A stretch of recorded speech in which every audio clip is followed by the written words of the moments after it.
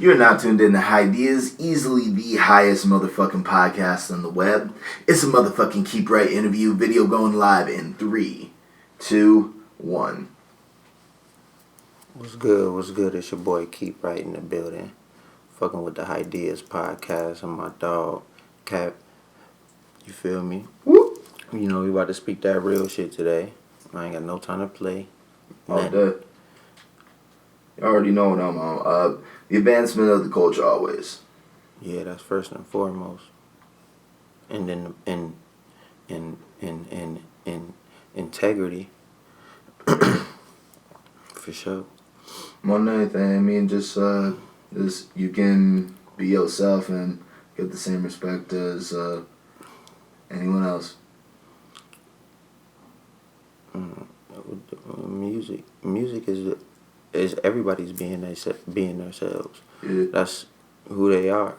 That's the expression that's coming exactly from their heart, or that's their outlook at the world. That's how they feel about the world.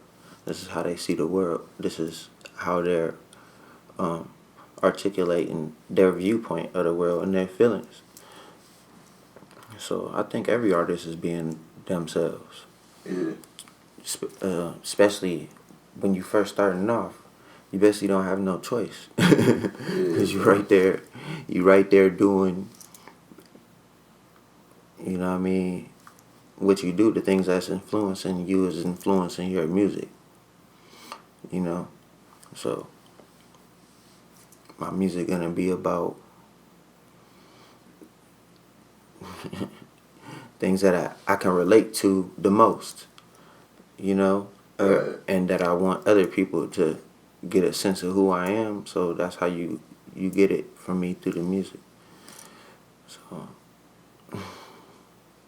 I think every artist should always be themselves, but I already think that I don't think I stand out in being myself. That's a you know what I mean? I just like making music that represent something bigger than actually myself, really, to be honest. Because sometimes I have to think outside of my conventional thinking and challenge myself. Right. Like, am I right about this? Am I wrong about what I'm saying here? Because it's important to me. You should. Because it's important. It's important to me. Challenge your own thinking once in a while. Like, just to, like, see where your morality is on the situation. Like, you know, you want to create the most happiness out of whatever you do. And you gotta take your path to accomplish your goals and try to help other people along the way. Yeah, well, I mean, shit, I'm not always happy when I'm making music. Right. Some of my music ain't even driven by happiness. It's just, you know what I mean. But I'm happy when I make it. So for sure, you feel me? I'm happy when I make it. Okay. Cause yeah, I'm happy when I make it, and I hope it do. You know what I mean? Have a positive effect on people in the long run. You know what I mean? But I'm pretty sure I ain't always telling people to do the right thing, because I don't always know the right thing. But shit, my viewpoint is a radical viewpoint at times. You know what I mean? Just gave me some real wisdom, though. In my opinion, it's coming back though, cause I feel like a lot of people getting tired of music being formatted for certain people's agendas. It gotta be like this, it gotta be like that. beats per minute got to be like this, song structure. Man, make whatever kind of music you want to make. Yeah. You know what I mean? That's how you make the best music. When you don't have a format in mind.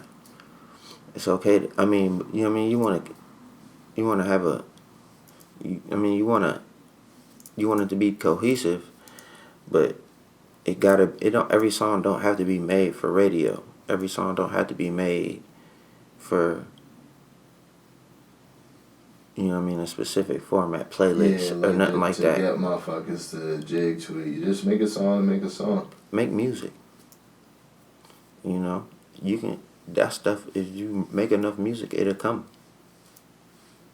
Those songs will come to themselves. They'll come. You just make them naturally. Yeah. You can't force that type of stuff. Any type of stuff. Because it's not, you know what I mean, the audience is kind of getting worn out from like music being catered to playlists. You know what I mean? Yeah. It's not making smaller independent artists any money. It's only making bigger artists money. Yeah. That money's going to Drake. All that streaming revenue going to Drake. Yeah. You know what I mean? So people keep trying to make music cater to those playlists on Spotify and shit, but nobody's ever gonna hear that shit unless you got a stupid machine behind you.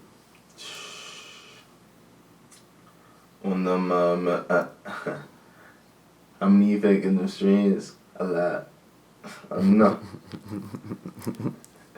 That's crazy as fuck. Yeah, it's crazy too, but yeah, that shit happens, but that's not a strategy to rely on. Don't rely on streaming numbers. That's why that's what Beyonce and Jay-Z was talking about. If people wasn't paying attention. You know what I mean? It's okay. I mean, I ain't knocking the streaming services or nothing, but seriously, man. If I gave two shits about streaming numbers, I would have put it back up on Spotify. That's raw as fuck. That's not what you want to rely on. Because, I mean, we all have to put our music on streaming services. Yeah. But it's not just don't just rely on, I got to make the songs. I can't make an album no more or a good album no more because it's not going to get on these playlists. Man, fuck that. If you want to make an album, make an album. You know what I mean? Yeah, you can still drop. You can drop singles, but you can drop singles, but you want to let people know. Look, I'm dropping these singles, but the album art is going to be in some way, shape, or form similar to these singles that I'm dropping. And if not, then you just let your fans know by releasing singles that sound like what your album actually going to sound like. But whatever you're doing, you can still be writing an album. You know what I mean? Whether you're dropping small EPs or whatever. You don't have to just make single after single, make everything single formatted for this playlist and that playlist and that playlist. If it happens, it happens. Just make music. But for independent artists, small artists at least, it ain't going to happen like that. But there is services like AWOL, Artists Without a Label. You can submit to like Artists Without a Label, and they'll review your shit, and then they can help with a lot of that type of shit. You know what I'm saying? Yeah. And it's really not that much hard work. They accepted me, and you know what I mean? I only got one video and a few singles. But they gonna go through and scrub everything. They just want to see if you got like the basic foundation down, and then you can start releasing through them and monetizing through them. And they do a lot for their artists, from what I see. But you know what I'm saying? You can still make regular music. You know what I mean? You don't have to make it for playlists. You don't have to make it for radio. You know what I mean? DJ Chris Styles in Cleveland, BBC Radio, WOVU, I believe it is. DJ Chris Styles in Cleveland. Shit, All you got to do is send a clean edit to him. He'll play any music from Ohio on the radio. You know what I mean? This FM radio and this station growing. He got people. He got record label executives, the mayor in there all the time. He played my music for a month and a half, month straight. Word to homie. We need that type of support around here. You know, and my music, it wasn't the most radio friendly music, but it's people out there who will support you. Sometimes you just gotta listen. And there was people who used to argue with him, like, "Hey man, play my shit." And he was like, "Man, just send me a clean radio edit, man. You don't gotta be so," you know what I mean? Some people just don't, you know what I mean? So super passionate. They believe in themselves so much that they forget that the music industry is still a business. You gotta respect people, and you know what I mean? Yeah.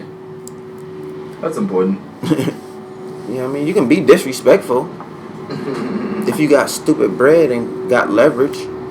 But to let your lawyers handle shit like that if you ever, you know what I mean?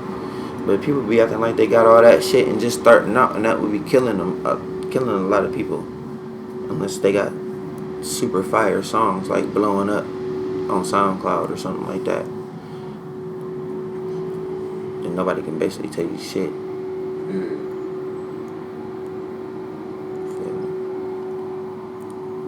So, tell me about what it was like growing up. What's that? Tell me about what it was like growing up. Like, shit.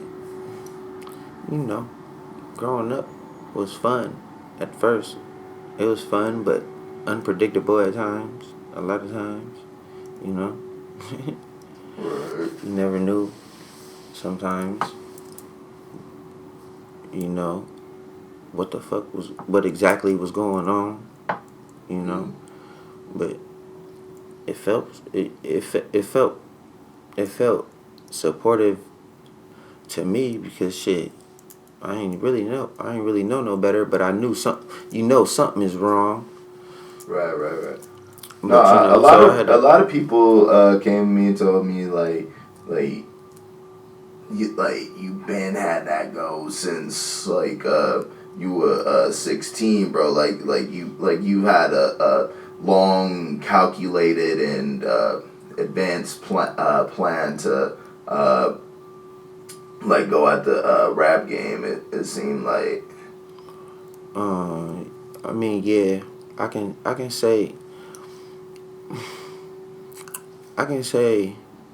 I knew I knew you I were could. very well advanced in like how you thought things were gonna turn out, and it's clear that like you've had that in your music. Oh yeah, I still got that same confidence when it comes to that for sure. I think I could be successful. My version of successful. You know what I mean? That's for sure. I don't think nothing can stop me from being successful in music or anything else that I want to do. And that's how everybody else should feel. You just gotta want to be great, and then you just gotta put in the work. Sometimes you gotta make a lot of sacrifices. People ain't gonna be happy with you. Your family ain't gonna like you. And this is just starting off. You know what I mean? This is in the beginning. This is gonna always happen. But it's just gonna transform at different times. You know what I mean? I got new music coming out. Okay. I haven't been getting no no sleep because I've been working. You know what I mean? I respect. But I'm still writing new music every day, going over verses. I don't watch no TV. I barely catch sports. You know what I mean? I love Game of Thrones, but I ain't watching that shit. You feel me? I got shit to do. For real. That Game of Thrones is just like a soliloquy for capitalism in America. It is for real. I keep telling people that. That's why I was like, man, y'all need to watch that because it's a lot of messages in that shit, man. For real, I don't think people be understanding. That's what drew me to it the most when I started recognizing the Back then they called it feudalism. But basically that's how shit is right now. Yeah. For real, for real. It's just all a distraction and an illusion of choice. Like like the same 6 news stations will be owned by about 5 or 6 companies. The same all them brands of cereal or whatever will be owned by the same 5 or 6 companies, and you just have to realize that a lot of what's being presented before you, or a lot of the isms that come from day-to-day conversation, are just distractions from what's actually going on. Yeah, you gotta dig deeper than all the shit they feed you, man. Yeah. Like, even if it's a book, I don't care what it is. You gotta check the sources. Like, until you gotta. I mean, if you got a trusted outlet or a trusted source or a trusted author or a trusted writer or a trusted rapper or whoever it is, whoever you trust to give you the best information for you to go for, a professor, manager at work, you know what I mean? Whoever it is, whoever you trust to give you the best information, then just stick with them. You know what I mean? People just, you know what I mean? There ain't no reason to believe everything a stranger say. Every time a businessman gets somewhere, get on somewhere and say something or defend somebody who just did somebody wrong, we just take their word for it without even checking his background, what anything about this man. You know what I mean? So we gotta stop being so hard on ourselves and start criticizing. Yeah. And start criticizing everybody else. Yeah, stop criticizing other black people more than anything. Shit. For real.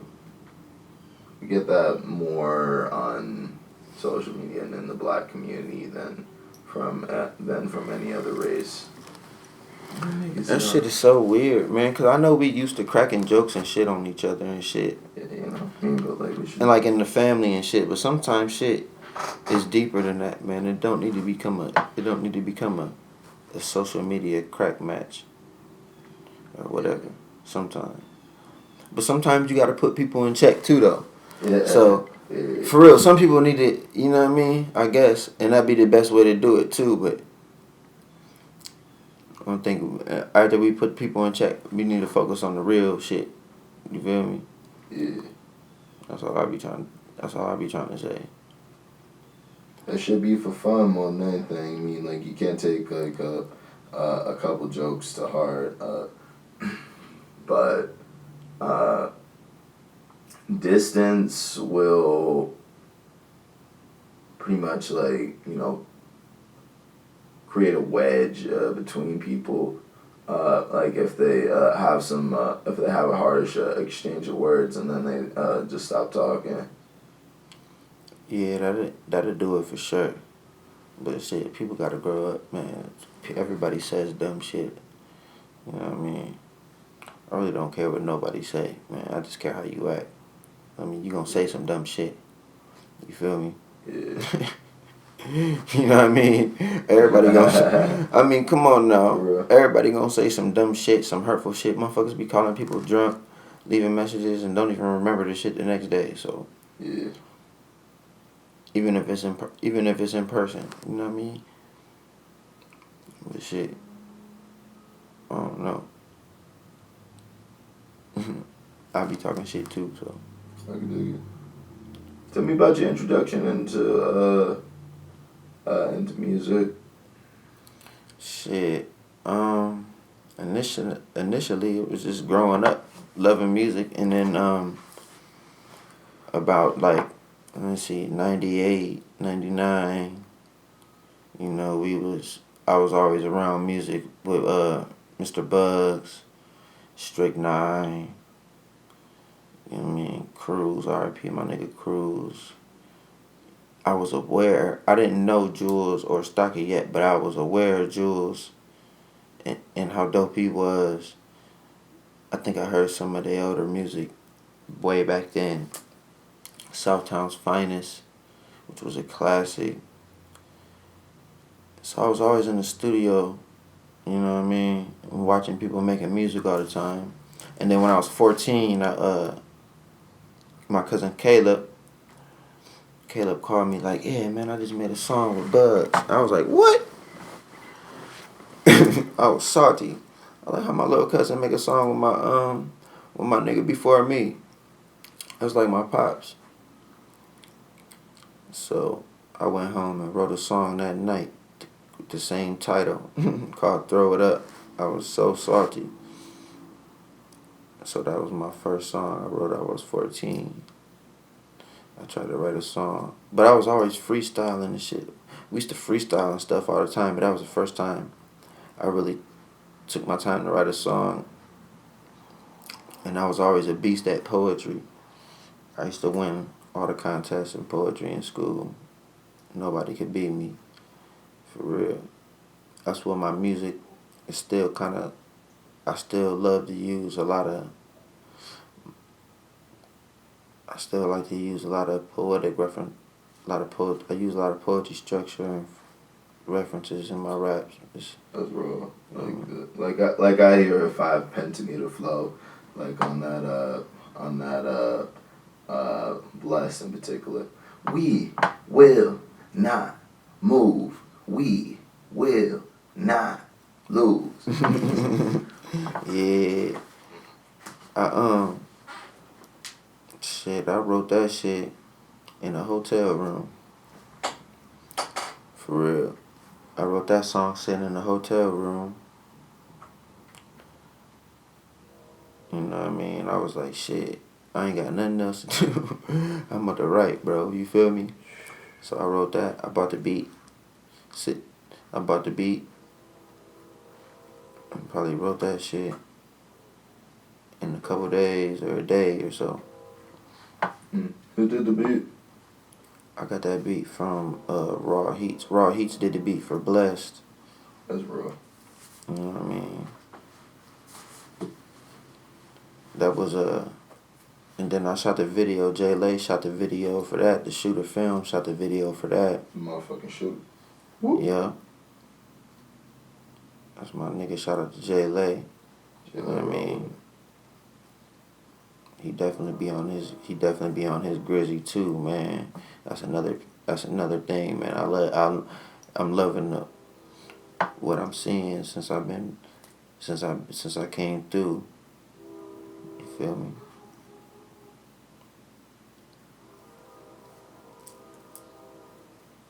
All day.